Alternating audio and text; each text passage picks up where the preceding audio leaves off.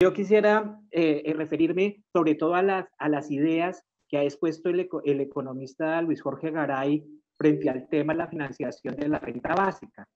Y es que Luis Jorge Garay desde 2010, cuando sacó un extraordinario informe para la Contraloría General, que se llama Colombia entre la democracia y la exclusión, nos enseñó algo a los defensores y defensoras de derechos humanos, y era que el tema de los derechos pasaba por hacer bien sumas y restas por el presupuesto público, y que el presupuesto público es fundamentalmente un bien público, es un bien común, y es un derecho de los ciudadanos y las ciudadanas. Y entonces, si lo entendemos así y hacemos buenas discusiones democráticas para interlocutar con el Estado y con las autoridades, seguramente podríamos arrimar buenos argumentos para persuadir que es posible encontrar esos 17 billones o 18 billones de pesos que se necesitan para una iniciativa como la que hemos estado impulsando en estos 2, 3 meses de campaña. Y el senador Petro tiene razón frente al tema de que lo más progresivo, por supuesto, es imponerle un impuesto al patrimonio. Por supuesto que sí, ahí estamos completamente de acuerdo.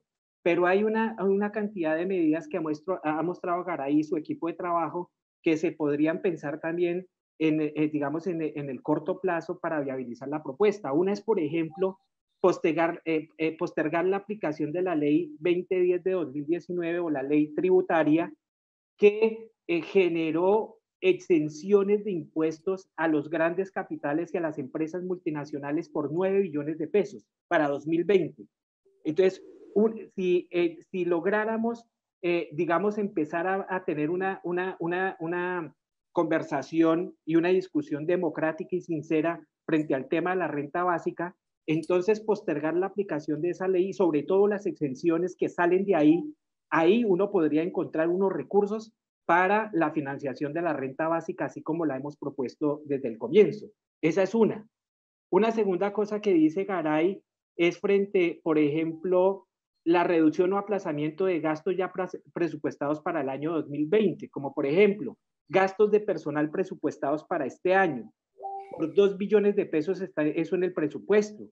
Entonces, si aplazáramos ese tema de gastar en contratación de nuevo personal para el Estado, ahí uno podría encontrar también unos recursos dentro de esos 2 billones de pesos dentro de ese rubro que está en el presupuesto nacional.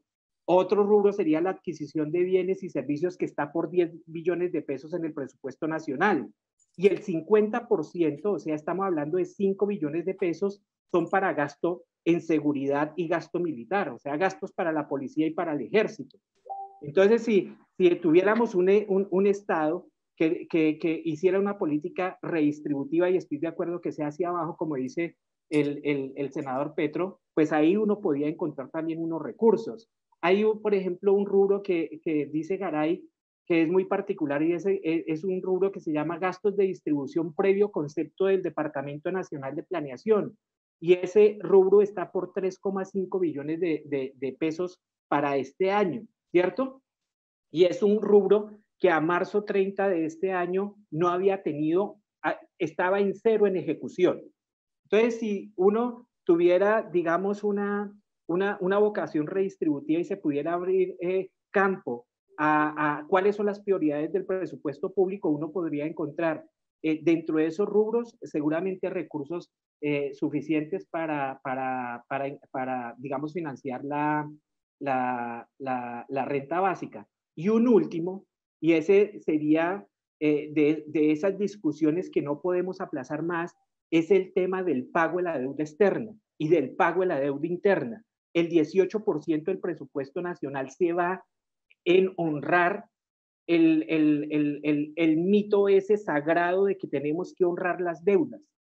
Y el Estado sacrifica la política social honrando el pago de los créditos que ha adquirido de la deuda.